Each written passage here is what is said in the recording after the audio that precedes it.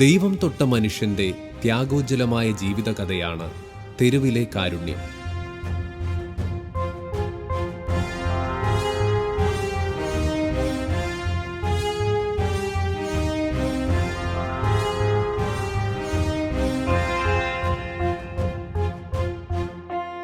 ഒരു നേരത്തെ ഭക്ഷണത്തിനു വേണ്ടി കൈനീട്ടാൻ പോലും അറിയാത്ത വ്യക്തികളാണ് മാനസിക രോഗികൾ. അതുകൊണ്ട് തന്നെ പലപ്പോഴും അവരുടെ ഭക്ഷണമേശ തെരുവിലെ ചവറ്റുകൂനകളാണ്. അങ്ങനെയുള്ളവരുടെ ആശ്രയമാണ് ജോസഫ് ക്രസ്റ്റയും സ്നേഹാലയവും.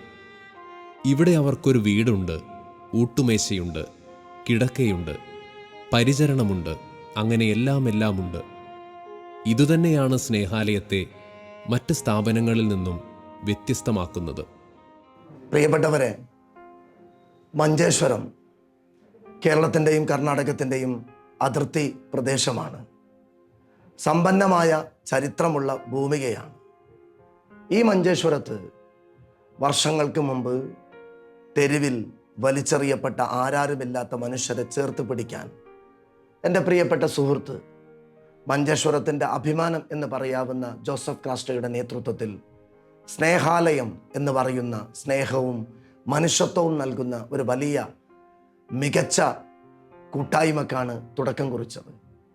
ഒരുപാട് പ്രയാസങ്ങളും കഷ്ടപ്പാടുകളും പ്രതിസന്ധികളും തരണം ചെയ്തുകൊണ്ടാണ് പ്രിയപ്പെട്ട ജോസഫ് ക്രാസ്റ്റ ലോകത്ത് മുഴുവനും സഞ്ചരിച്ച് ഒരുപാട് പാവപ്പെട്ട കുടുംബത്തിലെ ആരാരുമില്ലാത്ത ആളുകളെ ചേർത്ത് പിടിച്ച് അവർക്ക് ചികിത്സ നൽകി, അവർക്ക് അന്നം നൽകി, അവരെ തിരിച്ച് അവരെ കുടുംബത്തിലേക്ക് എത്തിച്ച കഥയാണ് സ്നേഹാലയം എന്ന് പറയുന്ന ഈ മഹത്തായ പ്രസ്ഥാനത്തിന് പറയാനുള്ളത്.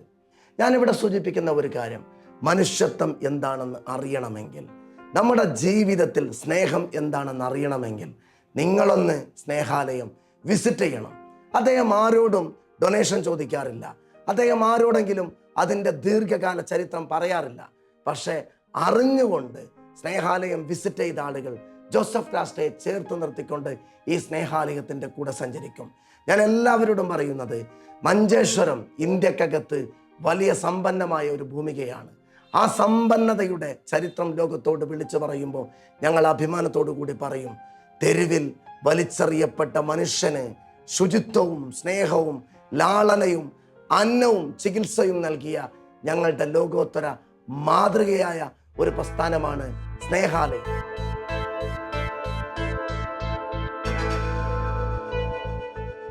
നമ്മൾ ആദ്യമായി ഒരു രോഗിയെ നമ്മുടെ സ്ഥാപനത്തിലേക്ക് കൊണ്ടുവരുമ്പോൾ ചെയ്യുന്ന 2 കാര്യങ്ങൾ. ഒന്ന്, നമ്മുടെ അടുത്തുള്ള പോലീസ് സ്റ്റേഷനിൽ ഒരു പോലീസ് ഇൻറ്റിമേഷൻ തയ്യാറാക്കി നൽകുകയാണ്. ആ പോലീസ് ഇൻറ്റിമേഷനിൽ ആ രോഗിയുടെ ഫോട്ടോ, അതുപോലെ തന്നെ ആ രോഗിയുടെ ഏറ്റവും കാണാൻ പറ്റുന്ന 2 ഐഡൻറ്റിഫിക്കേഷൻ മാർക്സ് നമ്മൾ അതിൽ റെക്കോർഡ് ചെയ്ത് അവൈലബിൾ ആയിട്ട് നമുക്ക് കിട്ടുന്ന എല്ലാ ഡീറ്റെയിൽസും വെച്ച് ഒരു പോലീസ് ഇൻറ്റിമേഷൻ നമ്മൾ നൽകുകയും ആ പോലീസ് ഇൻറ്റിമേഷൻ അവിടുന്ന് സ്റ്റേഷനിൽ നിന്ന് ഉടൻ തന്നെ മിസ്സിംഗ് പോർട്ടലിലും അതുപോലെ തന്നെ ആൻറ്റി ഹ്യൂമൻ ട്രാഫിക്കിംഗ് സെല്ലിലും രജിസ്റ്റർ ചെയ്യുകയും കൂടിയാണ് ചെയ്യുന്നത്. അപ്പോൾ അതുവഴി ഏതെങ്കിലും സ്റ്റേഷനുകളിൽ ഈ മിസ്സിംഗ് ആയിട്ട് ഈ കേസ് രജിസ്റ്റർ ചെയ്തിട്ടുണ്ടെങ്കിൽ, FIR ഉണ്ടെങ്കിൽ, ആ ആളുടെ അഡ്രസ്സ് എത്രയും പെട്ടെന്ന് ഹെൽപ്പ് ചെയ്യാൻ വേണ്ടി അത് ഒരു തരത്തിൽ സഹായകമാകുന്നുണ്ട്. അതുപോലെ തന്നെ വേറൊരു കാര്യം എന്ന് പറയുന്നത്, ഈ മെൻ്റലി ഇല്ലായിട്ട് നമ്മുടെ റോഡിൽ കൂടെ അലഞ്ഞു തിരിയുന്ന ഈ രോഗികൾ വർഷങ്ങളായി അല്ലെങ്കിൽ മാസങ്ങളായിട്ടൊക്കെ ഇങ്ങനെ അലഞ്ഞു തിരിയുന്ന ഒരു പ്രവണതയുണ്ട്. അപ്പോൾ അതുകൊണ്ട് തന്നെ ഇവർക്ക് പകരുന്ന രോഗങ്ങൾ, കമ്മ്യൂണിക്കബിൾ ഡിസീസസ് വരാനുള്ള സാഹചര്യങ്ങളും കൂടുതലാണ്. അതുകൊണ്ട് നമ്മൾ ആദ്യം തന്നെ ഒരു ഡീറ്റെയിൽഡ് ബ്ലഡ് ടെസ്റ്റ് നടത്തുകയും ഇപ്പം HIV, VDRL അതുപോലുള്ള കമ്മ്യൂണിക്കബിൾ ഡിസീസസ് ഉണ്ടോ എന്ന് പരിശോധിക്കുകയും അതിലേതെങ്കിലും പോസിറ്റീവ് ആണെങ്കിൽ അവരെ ഇമ്മീഡിയറ്റായി തന്നെ HIV സ്പെഷ്യലായിട്ടുള്ള ഹോസ്പിറ്റലുകളിലേക്കോ അല്ലെങ്കിൽ സ്ഥാപനങ്ങളിലേക്കോ ഉടൻ തന്നെ മാറ്റും. അതുപോലെ തന്നെ TB പോസിറ്റീവായിട്ട് വരുന്ന കേസുകളിൽ അവരെയും നമ്മൾ എത്രയും പെട്ടെന്ന് അടുത്തുള്ള സ്ഥാപനങ്ങളിലേക്ക് മാറ്റി അവരെ സുരക്ഷിതരാക്കുകയാണ് നമ്മൾ ചെയ്യുന്നത്.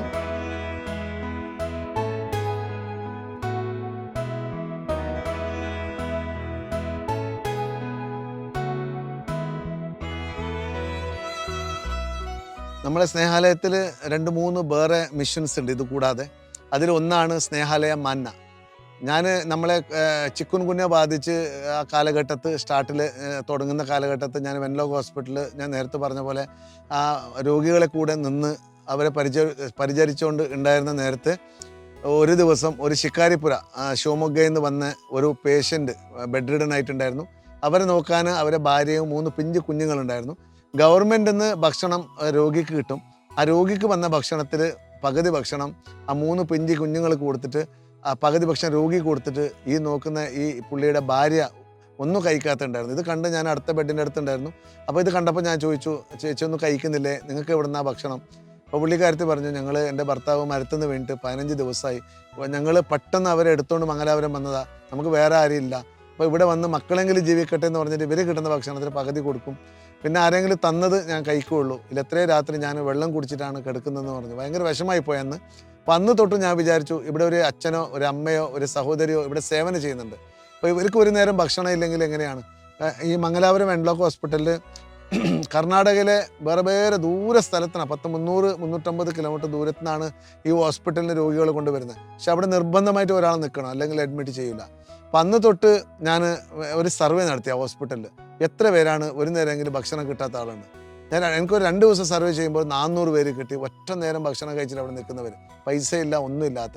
അപ്പം അന്ന് തൊട്ട് ഇങ്ങനെ ഒരു പ്രാർത്ഥനയായിരുന്നു, ദൈവമേ ഇതിനുള്ളിൽ എന്നെ ഒന്ന് ഇൻസ്ട്രുമെൻ്റ് ആക്കണേ, അപ്പോൾ ഒരു നേരമെങ്കിലും ഇവർക്ക് ഭക്ഷണം കൊടുക്കുന്ന ഒരു ചെറിയ ഒരു ഇൻസ്ട്രുമെൻ്റാക്കി മാറ്റണമെന്ന് പ്രാർത്ഥിച്ച 1 മാസത്തിൻ്റെ ഉള്ളിൽ അതിനുവേണ്ട എല്ലാ സൗകര്യങ്ങളും ഞാനിപ്പോൾ ഒരു DMOനെ കണ്ട്, അപ്പോൾ അവർ നല്ല സപ്പോർട്ട് ചെയ്തു ഇങ്ങനത്തെ ഒരു കാര്യത്തിന്. അന്നത്തെ മിനിസ്റ്ററായിരുന്ന ഹെൽത്ത് മിനിസ്റ്ററായിരുന്ന കർണാടകയിലെ UT ഖാദർ സാറാണ് ആഗസ്റ്റ് 14, 2015 ഇതിന് തുടക്കം കുറിച്ചത്.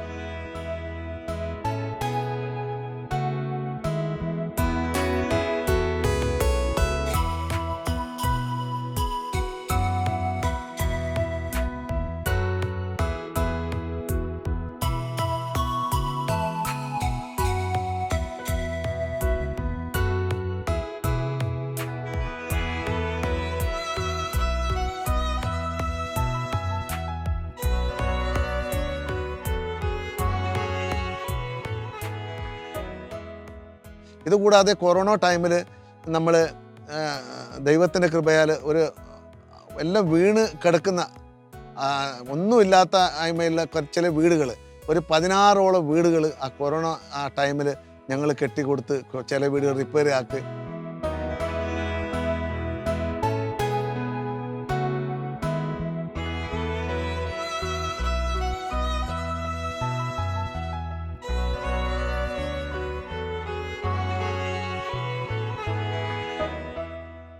ഇതുകൂടാതെ ഇവരെ റീയൂണിയൻ എന്ന് പറഞ്ഞാൽ ആദ്യ കാലഘട്ടത്തിൽ എനിക്കൊരാൾ കിട്ടിയായിരുന്നു, ഒരു നഗ്നനായി ഹൈവേയിൽ 10-12 വർഷം മുമ്പ് നഗ്നനായി ഭയങ്കര ഒച്ചപ്പാടുണ്ടാക്കി പോകുമ്പോൾ പുള്ളിയുടെ കൈയൊക്കെ ചിതർന്ന് ഒരുപാട് പുഴുകൾ ഇങ്ങനെ ഒഴുകുമായിരുന്നു.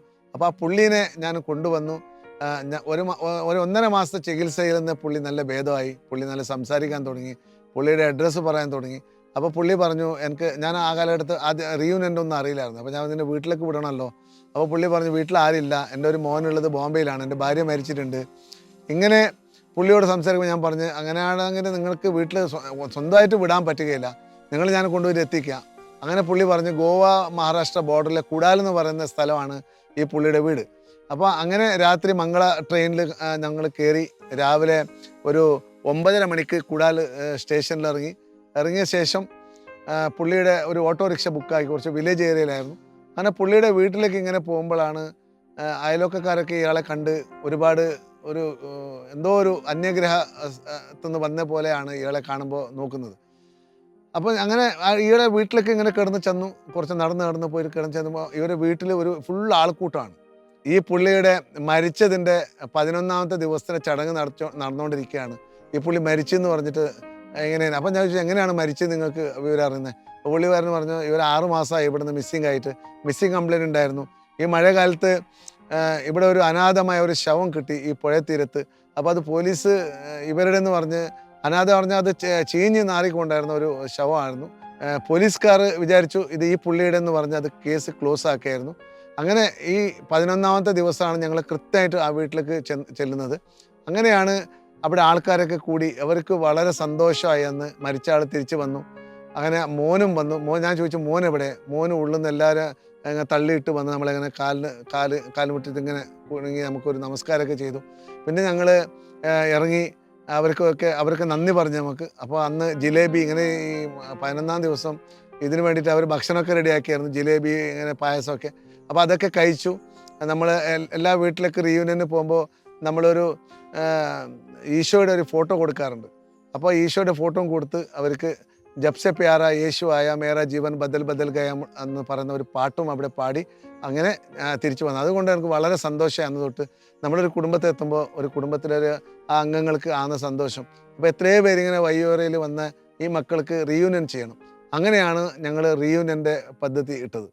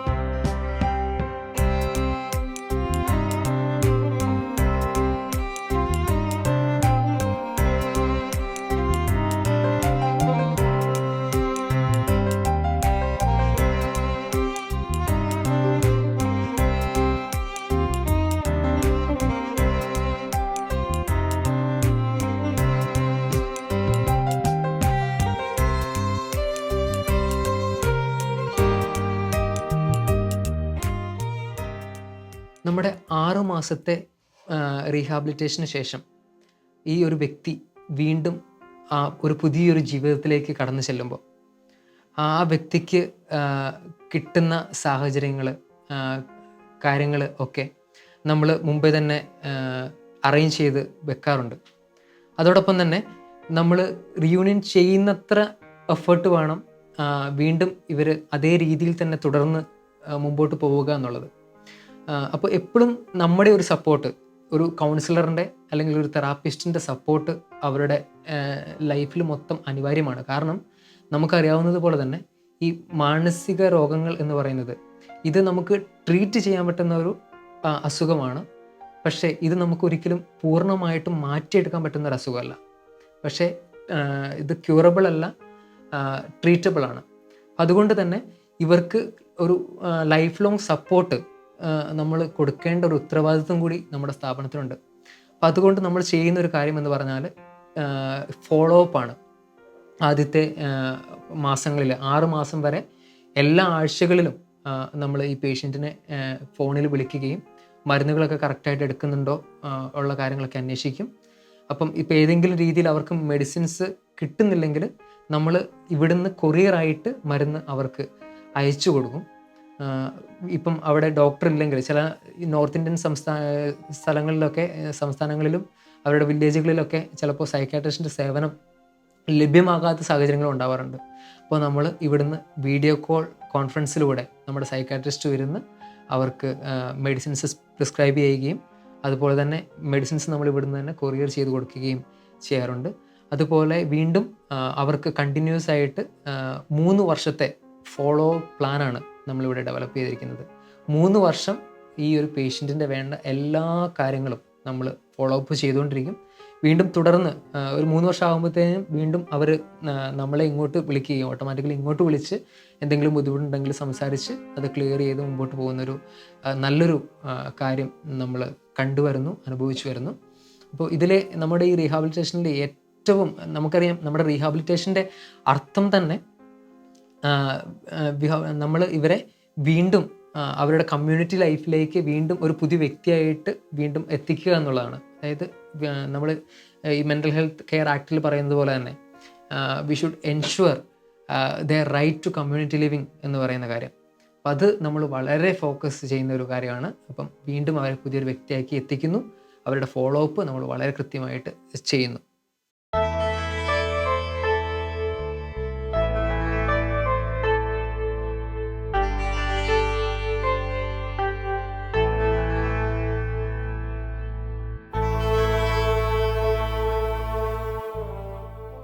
കഴിഞ്ഞ 4 കൊല്ലമായിട്ട് ഞാനിവിടെ ഈ സ്നേഹാലയത്ത് വർക്ക് ചെയ്യുന്നുണ്ട്. അപ്പോൾ മെയിനായിട്ട് ഞാൻ ഫോക്കസ് ചെയ്ത് എവിടെയാണെന്ന് വെച്ചാൽ നമ്മുടെ പേഷ്യൻസിൻ്റെ റിയൂണിയനിലാണ്. ഇവിടുന്ന് ട്രീറ്റ്മെൻ്റ് ആയിട്ട് നമ്മൾ തിരുവനന്തപുരത്ത് കിടക്കുന്ന പേഷ്യൻസ് നമ്മൾ റിയൂണിയൻ ചെയ്യാൻ വേണ്ടി കൊണ്ടുവന്ന ഭാഗങ്ങളും നമ്മൾ അതേപോലെ തന്നെ റിയൂണിയന് വേണ്ടി അവരിവിടെ പ്രിപ്പയർ ചെയ്യുന്ന ഭാഗങ്ങളെക്കുറിച്ചാണ് ഞാൻ പറയുന്നത്. അതായത് അവർ വീട് വിട്ട് മാനസിക രോഗം മൂലം വീട് വിട്ട് എത്തുകയും ഇവിടുത്തെ ചികിത്സ എല്ലാം കഴിഞ്ഞതിന് ശേഷം അവരുടെ അഡ്രസ്സ് ഫൈൻഡ് ഔട്ട് ചെയ്യുന്ന ഒരു കാര്യങ്ങളുണ്ട്. അപ്പോൾ ആ കാര്യങ്ങളാണ് എങ്ങനെയാണ് ചെയ്യുന്നതെന്ന് വെച്ചാൽ അവരോട് അവരുടെ നാട്ടിലെ കാര്യങ്ങളും അതേപോലെ തന്നെ അവരുടെ വില്ലേജ്, അവരുടെ പഞ്ചായത്ത്, അതേപോലെ തന്നെ അവരുടെ ഡിസ്ട്രിക്ട്, ഈ എല്ലാ കാര്യങ്ങളും കുറിച്ച് അവരോട് ചോദിച്ചിട്ടായിരിക്കും നമ്മളിത് ഒരു ഫൈനൽ ചെയ്യുന്നത്. കാരണം ഈ ഒരു വില്ലേജ് എന്ന് പറയുമ്പം ഒരു വില്ലേജിൻ്റെ പേര് പല ഡിസ്ട്രിക്റ്റുകളിലും ഈ നോർത്ത് ഇന്ത്യൻ സൈഡുകളിലൊക്കെ ഒരു വില്ലേജ് എന്ന് പറയുന്നത് പല ഡിസ്ട്രിക്റ്റിന് അണ്ടറിലും വരുന്നുണ്ട്. അപ്പം ഇവരെക്കുറിച്ച് നമുക്ക് ഇത് തന്നെയാണ് ഒരു വില്ലേജ്, ഇവരുടെ ഒരു പറയുന്ന വില്ലേജിൻ്റെ ഒരു പേര് പറഞ്ഞാൽ പക്ഷേ അതേ വില്ലേജാണ് നമുക്കത് കൺഫേം ചെയ്ത് നമുക്ക് പറയാൻ വേണ്ടി പറ്റത്തില്ല. കാരണം ഞാൻ പറഞ്ഞ പോലെ തന്നെ ഒരു ഡിസ്ട്രിക്റ്റിന് അണ്ടറിൽ പല വില്ലേജസുണ്ട്. അപ്പം നമ്മൾ എന്താ ചെയ്തതെന്ന് വെച്ചാൽ നമ്മൾ പിന്നെയും ഇവരോട് ചോദിക്കും അടുത്ത സ്ഥലങ്ങൾ, അടുത്ത വില്ലേജുകൾ. അപ്പോൾ ഇതെല്ലാം ക്രോഡീകരിച്ചാണ് നമ്മൾ ഒരു അഡ്രസ്സ് ഇവർ പറയുന്നത് ഓക്കെയാണ് നമ്മൾ കൺഫേം ചെയ്യുന്നത്. അതിനുശേഷം നമ്മൾ അടുത്ത പോലീസിൻ്റെ ഭാഗമായിട്ടും അതേപോലെ തന്നെ പഞ്ചായത്തിൻ്റെ ഭാഗമായിട്ടും അവരെ കോൺടാക്ട് ചെയ്തിട്ടാണ് നമ്മൾ അവിടെ വീടുകൾ നമ്മൾ അന്വേഷിക്കുന്നത്. അതായത് നമ്മുടെ ഈ പേഷ്യൻസിനെ തിരിച്ച് അവരുടെ നാട്ടിലേക്ക് എത്തിക്കുന്ന സമയത്ത് അവർക്ക് സിംറ്റംസുകൾ ഉണ്ടായാൽ, ഈ മാനസികപരമായിട്ട് എന്തെങ്കിലും സിംറ്റംസുകൾ ഉണ്ടായാൽ അതെല്ലാം നമുക്ക് ആ സമയത്ത് നമുക്ക് അതിനെ നിയന്ത്രിച്ച് അവരെ തിരിച്ച് അവരുടെ നാട്ടിലേക്ക് എത്തിക്കാനായിട്ട് നമ്മൾ ശ്രദ്ധിക്കേണ്ടി വരും.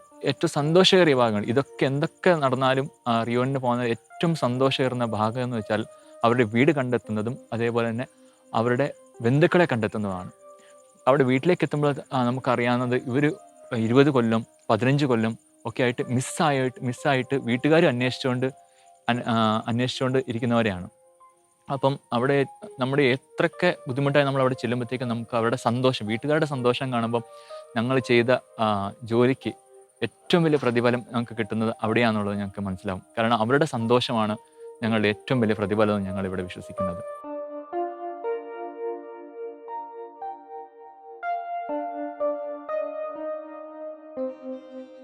ചില സാഹചര്യങ്ങളിൽ നമ്മൾ ഈ രോഗികളുടെ റീയൂണിയന് വേണ്ടി ശ്രമിക്കുന്ന അവസരത്തിൽ നമ്മൾ അഡ്രസ്സൊക്കെ ഫൈൻഡ് ചെയ്ത് ചെല്ലുമ്പോൾ നമ്മൾ മനസ്സിലാക്കുന്നൊരു കാര്യം, ചിലപ്പം അച്ഛനും അമ്മയൊക്കെ മരിച്ചുപോയ സാഹചര്യങ്ങൾ ഉണ്ടാവാറുണ്ട്.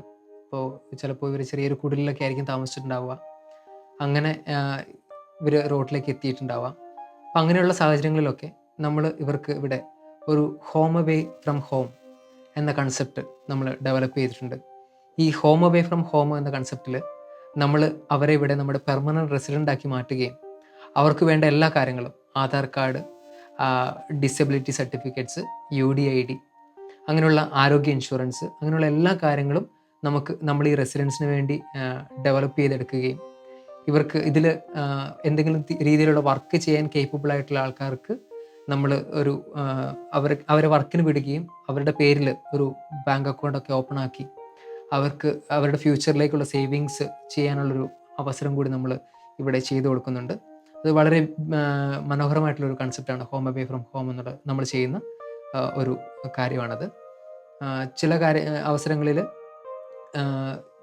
ഫാമിലിയുടെ ഭാഗത്തുനിന്ന് അവരെ തിരിച്ചെടുക്കാത്ത അവസരങ്ങളും ഉണ്ടാവാറുണ്ട്. അതായത് ഇത്രയും സൈക്കോ എഡ്യൂക്കേഷനും കാര്യങ്ങളൊക്കെ കഴിയുമ്പോഴും വീണ്ടും ഇയാളെ ഞങ്ങൾക്ക് വേണ്ട എന്നുള്ള രീതിയിലുള്ള അവസരങ്ങളിലും ഞങ്ങളതുപോലെ ഫാമിലിയുടെ കൺസെൻ്റ് എടുത്തുകൊണ്ട്, അതായത് ഇന്ന ആളെ ഞങ്ങൾക്ക് നോക്കാൻ പറ്റില്ല, അതുകൊണ്ട് നിങ്ങൾ നിങ്ങളുടെ സ്ഥാപനത്തിൽ നോക്കിക്കോളൂ എന്നുള്ള ഉറപ്പിൻ്റെ പേരിൽ ആ ഒരു കൺസെൻ്റ് എടുത്തുകൊണ്ട് നമ്മൾ അവരെയും കൂടി നമ്മൾ ഈ പെർമനൻറ്റ് റെസിഡൻസ് കാറ്റഗറിയിലേക്ക് നമ്മൾ മാറ്റിയിട്ടുണ്ട്. അങ്ങനെ ഏകദേശം നമുക്ക് 160ഓളം റെസിഡൻസ് മെൻ ബ്ലോക്കിൽ തന്നെ നമുക്ക് പെർമനൻറ്റ് റെസിഡൻസ് ആയിട്ട് ഇവിടെ സന്തോഷത്തോടെ അവരുടെ കുടുംബമായിട്ട് ഇവിടെ സന്തോഷത്തോടെ അവർ വസിക്കുന്നുണ്ട്.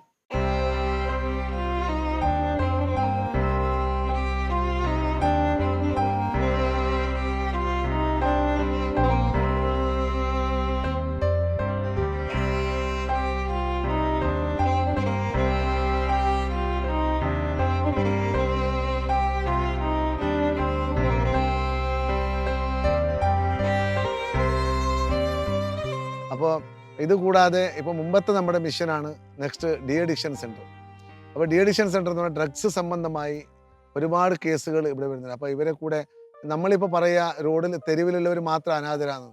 അതുമാത്രമല്ല, വീട്ടിലുണ്ടവരും ചില ഇങ്ങനത്തെ ശരിക്കും ഗൈഡൻസ് കിട്ടാത്ത ഡ്രഗ്സ് പട്ടിട്ടോ അല്ല മദ്യപാനത്തിലോ ഒരുപാട് കുടുംബങ്ങൾ ഇന്ന് അനാഥരാകുന്ന ഒരു കാലാവസ്ഥയാണ്. അപ്പോൾ അവർക്ക് വേണ്ടിയിട്ടാണ് ഒരു ഡി അഡിക്ഷൻ സെൻറ്ററിൻ്റെ പണി. ഒന്നുമില്ലായ്മയിൽ നിന്ന് ഒരു 70,000 രൂപ കയ്യിലുണ്ടായിരുന്നു. ആ 70,000 രൂപയിൽ തുടങ്ങിയ ഒരു ദൗത്യം 8 കോടിയുടെ പ്രൊജക്റ്റാണ്. ഒരു 100 ആളുടെ കപ്പാസിറ്റിയുള്ള ബിൽഡിംഗാണ്. മെൻ്റൽ ഹെൽത്ത് ആക്ട് പ്രകാരം ആ ബിൽഡിംഗ് കെട്ടിയിട്ടുണ്ട്. അപ്പോൾ അത് ഒക്ടോബർ 2-നാണ് ഈ വരുന്ന 2024 ഒക്ടോബർ 2 ഗാന്ധി ജയന്തി ദിവസമാണ് അത് ഉദ്ഘാടനം ചെയ്തത്.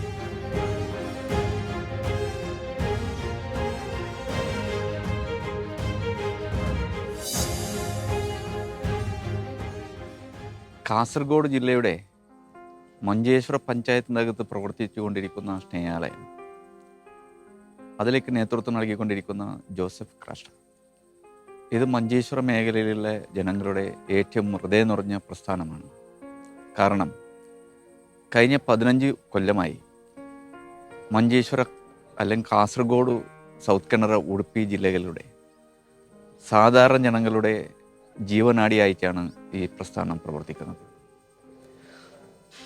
മഞ്ചേശ്വരത്ത് ഈ പ്രസ്ഥാനം തുടക്കം കുറിച്ചപ്പോൾ ആൾക്കാർക്ക് വളരെ സംശയത്തോടു കൂടിയായിരുന്നു ഈ പ്രസ്ഥാനത്തെ നോക്കി കാണുന്നത്.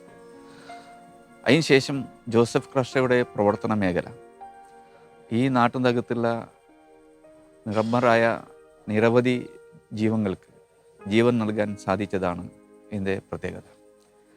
ഇന്ന് റോഡ് സൈഡിൽ ഏതെങ്കിലും ഒരു മാനസിക രോഗി നടന്നു പോകുന്നുണ്ടെങ്കിൽ ആൾക്കാർ അപ്പനെ ജോസഫ് ക്രസ്റ്റ് എന്ന് വിളിക്കുകയും ആ ആൾക്കാർ ഇവിടെ കൊണ്ടുവരികയും ചികിത്സിക്കുകയും അവന മുമ്പത്തെ മാതിരി തന്നെ ആക്കിയ ശേഷം അവരെ നാട്ടിലേക്ക് എത്തിച്ചു കൊടുക്കുന്ന ഏറ്റവും വലുതായ ഒരു കാര്യമാണ് ചെയ്യുന്നത്. നമ്മളെ വീട്ടിൽ ഒരാൾ ഇങ്ങനത്തെ മാനസിക രോഗികൾ ഉണ്ടായിരുന്നെങ്കിൽ അവർ ആ വീട്ടുകാർക്ക് അവിടെ നോക്കാനും ഭക്ഷണം നൽകാനും ചികിത്സിക്കാൻ സാധിക്കാത്ത ഒരവസ്ഥയാണ് നമ്മുടെ നാട്ടിൽ കാണുന്നത്. പക്ഷേ സ്ഥിരമായി 350-500 വരെയുള്ള ആൾക്കാരെ കൊണ്ടുവന്ന് ഇവിടെ താമസിപ്പിച്ച് അവരെ രോഗം മാറ്റി അവരെ മനുഷ്യനാക്കി അവരെ സമൂഹത്തിനിടയിൽ ജീവിക്കാനില്ലേ ഒരു മനുഷ്യനാക്കി മാറ്റിക്കൊണ്ടു പോകുന്ന ഏറ്റവും വലിയ കാര്യമാണ് ജോസഫ് ക്രസ്റ്റയുടെ നേതൃത്വത്തിൽ നടന്നുകൊണ്ടിരിക്കുന്നത്.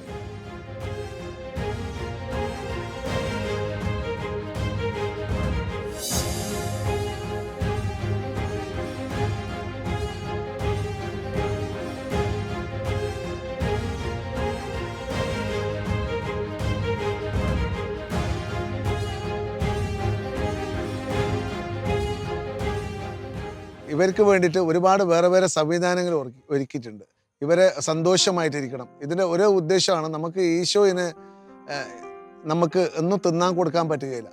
ഈശോനെ തിന്നാൻ കൊടുക്കാൻ പറ്റുകയില്ല. പക്ഷേ ഈശോൻ്റെ നാമത്തിൽ കൊണ്ടുവരുന്ന ഈ മക്കൾക്ക് എന്തൊക്കെ ഞങ്ങൾ നല്ലത് കൊടുക്കാൻ പറ്റുന്നുണ്ടോ അതൊക്കെ ഈശോയിനാണ് ഞങ്ങൾ നേരിട്ട് കൊടുക്കുന്നത്. ഇതൊരു വിശ്വാസമാണ് എന്നെ ആദ്യം തൊട്ട് ഇതുവരെ നയിച്ചിട്ടുള്ളത്. അതുകൊണ്ടാണ് നമ്മൾ നല്ല ഇവിടെ ഇവർക്ക് വേണ്ടി ഒരു കിച്ചൺ പണിതിട്ടുണ്ട്. ഏറ്റവും മനോഹരമായ കിച്ചണ്. ആ കിച്ചണിൽ എല്ലാ സംവിധാനങ്ങളും, ഇപ്പോൾ ബേക്കറി ആവട്ടെ, ചപ്പാത്തി മേക്കിംഗ് മെഷീൻ ആവട്ടെ, എല്ലാം ഓട്ടോമാറ്റിക്കായിട്ട് ചെയ്യുന്ന എല്ലാ സംവിധാനങ്ങളുണ്ട്. ഇവിടെ എല്ലാ ദിവസവും ബിസ്ക്കറ്റും റസ്കും ബന്നും ബ്രെഡും പിസ്സ ബർഗർ വരെ പപ്സ് എല്ലാം സംവിധാനങ്ങൾ ഇവിടെ നമ്മളെ ഈ സഹോദരിമാർക്ക് ചെയ്യുന്നുണ്ട്. അപ്പോൾ അവർ നല്ല പോലെ അവരെ ഭക്ഷണം കൊടുക്കണം, നല്ല പോലെ അവർ സന്തോഷമായിട്ടിരിക്കണം. അവർ എവിടെയോ തെരുവോരങ്ങളിൽ നടന്നുകൊണ്ടിരുന്ന സഹോദരങ്ങൾക്ക് ഇവിടെ വന്നും അത് ആ ഒരു അനുഭവം ആകരുത്. പക്ഷെ അവർ നല്ല സന്തോഷത്ത് ഈ മേഖലയിൽ അവർ സുഖപ്രാപിക്കാനുള്ള എല്ലാ സംവിധാനങ്ങളും ഇവിടെ ചെയ്യുന്നുണ്ട്. ഇതുകൂടാതെ ഇവർക്ക് എല്ലാ 3 മാസത്തിലും ഒരു പ്രാവശ്യം ടാലൻസ് ഡേ ഉണ്ട്.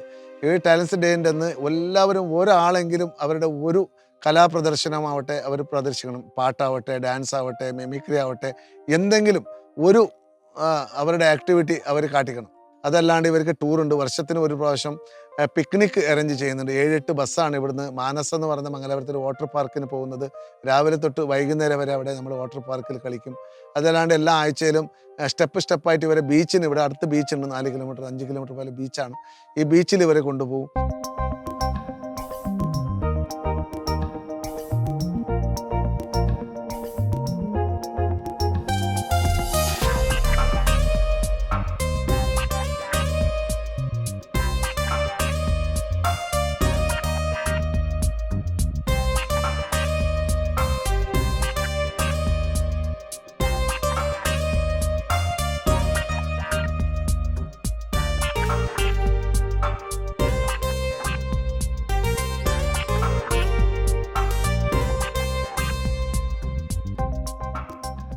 അപ്പോൾ സ്നേഹാലയവുമായിട്ടുള്ള ബന്ധം എന്ന് പറഞ്ഞാൽ സ്നേഹാലയത്തിൻ്റെ ആരംഭകാലം മുതൽക്ക് ഞാൻ ഈ സ്നേഹാലയവുമായിട്ട് ബന്ധപ്പെട്ട് കിടക്കുന്ന ഒരാളാണ്.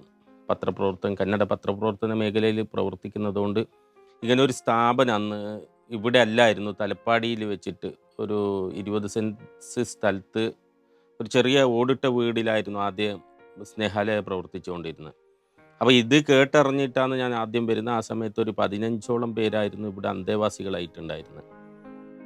അന്ന് ഇവരുടെ ഈ പ്രവർത്തനം കണ്ടിട്ട് ഒരുപാട് നമുക്ക് ഇങ്ങനെയുള്ള വ്യക്തികളെ കാണുമ്പോൾ നമ്മളും ഈ പത്രപ്രവർത്തന മേഖലയിൽ പ്രവർത്തിക്കുന്നതുകൊണ്ട് ഒരുപാട് ഈ സമൂഹത്തിലെ ദുഷിച്ച ചെയ്തികളെ നമ്മൾ പുറത്തു കൊണ്ടുവരുന്നതോടൊപ്പം ഇങ്ങനെയുള്ള നല്ല കാര്യങ്ങളും കൂടി നമ്മൾ സമൂഹത്തിനെ അറിയിക്കണമെന്ന് ഇല്ല ഒരു ധാരണയിൽ പിന്നീട് ഞാൻ ചിന്തിച്ചപ്പോൾ ഒരുപാട് പത്രങ്ങളിലും അതുപോലെ വിഷ്വൽസ് മീഡിയയിലെല്ലാം ലേഖനങ്ങളോ ഈ ചെറു ലേഖനങ്ങൾ വരുന്നതല്ലാതെ ഈ സ്നേഹാലയം എന്തെന്നില്ല ടോട്ടലായിട്ടുള്ള ഒരു അറിവ് ജനങ്ങൾക്ക് നൽകണം എന്ന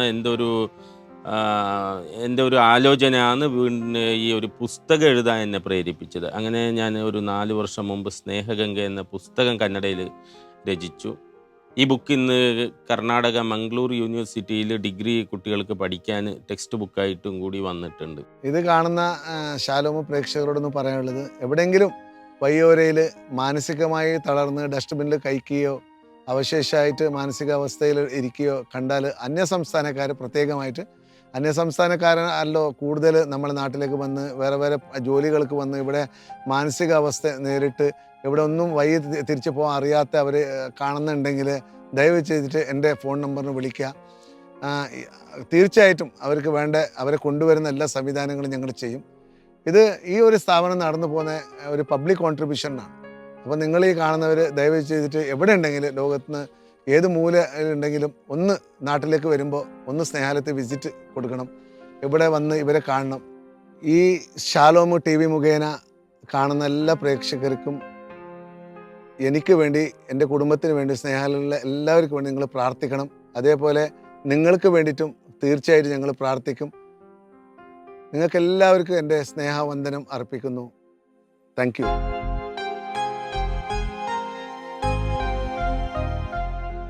നഷ്ടപ്പെട്ടതിനെ കണ്ടെത്തി ആലയിലെത്തിക്കുന്ന നല്ല ഇടയൻ, വഴിയിൽ ഉപേക്ഷിക്കപ്പെട്ട അർത്ഥപ്രാണനെ കാരുണ്യത്തോടെ കൂട്ടിക്കൊണ്ടുപോയി ശുശ്രൂഷിക്കുന്നവനാണ് ജോസഫ് ക്രസ്റ്റ.